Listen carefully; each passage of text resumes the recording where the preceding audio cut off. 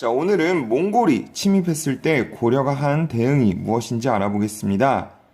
자, 북쪽의 유목민족이었던 몽골은 가축이 먹을 만한 물과 풀밭을 찾아서 주기적으로 일정 지역을 이동하며 사는 민족이었는데요. 말을 굉장히 잘 다루기도 했고 유목민족의 특성을 살려서 게르라는 집을 짓고 살기도 했습니다. 자, 징기스칸이 부족을 통일하여 세력이 강해지면서 주변 나라들을 침입했고 한때는 세계에서 가장 큰 나라이기도 했습니다. 자, 이런 몽골과 우리의 풍습 중에는 전통 혼례에서 볼에 찍는 연지나 족두리를 쓰는 것 이런 것들이 비슷한 모습인데요. 왜 이런 비슷한 모습이 남아 있을까요? 자, 이번 시간 내용을 배우면서 한번 같이 생각해 보겠습니다. 자, 몽골은 주변 나라에 물자를 많이 바칠 것을 요구했고 고려에도 사신을 보내서 물자를 바칠 것을 무리하게 요구했습니다. 1921년 8월의 기록을 보면 수달 가죽 만장, 면화 만근, 고운 피단 3,000필, 고운 못이 2,000필 등을 요구했다는 기록이 있네요. 자, 이런 것들을 고려에서 준비하기 굉장히 어려웠겠죠. 근데 문제는 이런 요구가 굉장히 잦았다는 겁니다. 몽골의 사신들이 고려에 굉장히 자주 왔다는 이야기인데요. 자, 이후에 고려에 온 몽골의 사신이 돌아가는 길에 죽은 일이 발생했어요. 이게 누가 이런 일을 저질렀는지 밝혀진 것은 없는데 몽골은 이것이 고려가 했다라고 이야기하면서 이를 이유로 고려를 침입해 왔습니다. 이것이 바로 몽골의 1차 침입인데요. 준비 없이 몽골의 침입을 당한 고려는 몽골의 화해를 요청했습니다. 자, 이 침입로를 따라서 개경에서 충주까지 진격했던 몽골군은 고려의 요청을 받아들여서 철수를 일단 합니다. 자, 몽골군이 물러나자 고려는 도읍을 개경에서 강화도로 옮기고 몽골과 싸울 준비를 했습니다. 이에 몽골군은 수도를 다시 개경으로 돌려라 라고 요구하면서 두 번째로 침입하는데요.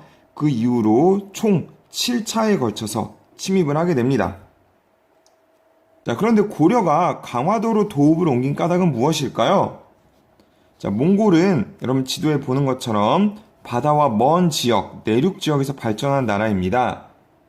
그래서 배를 만드는 일이나 바다에서 하는 전투에는 굉장히 약했죠.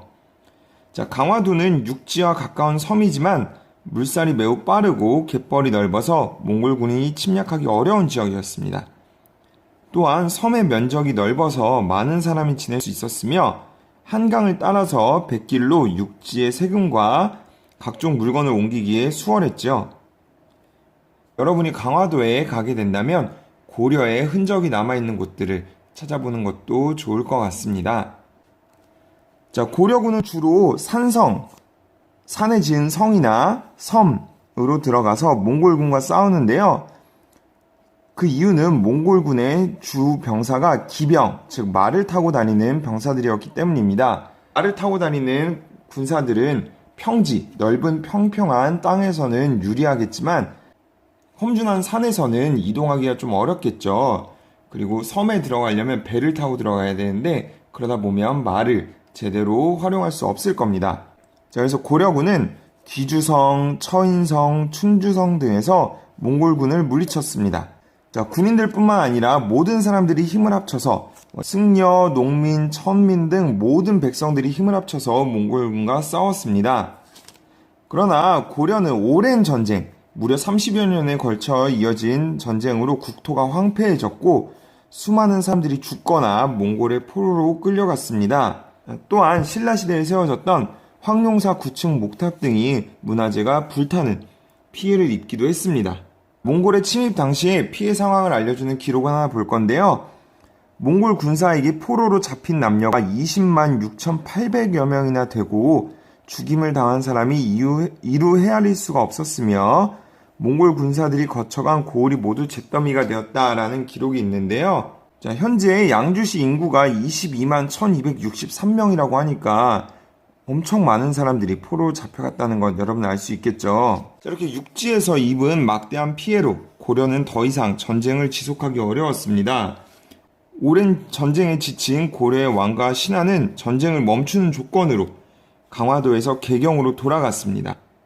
그러나 삼별초라고 불리는 일부 군인들은 이에 반발하면서 근거지를 진도와 탐라, 지금의 제주로 계속 옮겨가면서 고려 조정과 몽골에 끝까지 저항했습니다.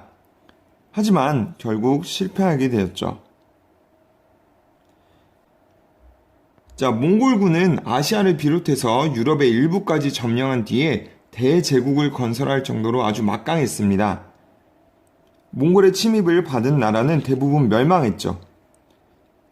이에 비해 고려는 비록 몽골의 간섭을 받긴 했지만 세계 최강인 몽골군에 끈질기게 맞서고 또 외교적인 노력을 하면서 나라를 유지하고 고유의 문화를 지킬 수 있었습니다. 비록 거란의 침입 때처럼 끝까지 싸워서 승리하지 못했지만 고려가 나라를 이렇게 유지한 것이 대단하다는 생각이 들지 않나요? 수업 시간에는 몽골의 침입에 대해서 좀 더 알아보고 강화도에 있는 귀족의 생활과 육지에 있는 백성의 생활에 대해서 같이 한번 생각해 보도록 하겠습니다.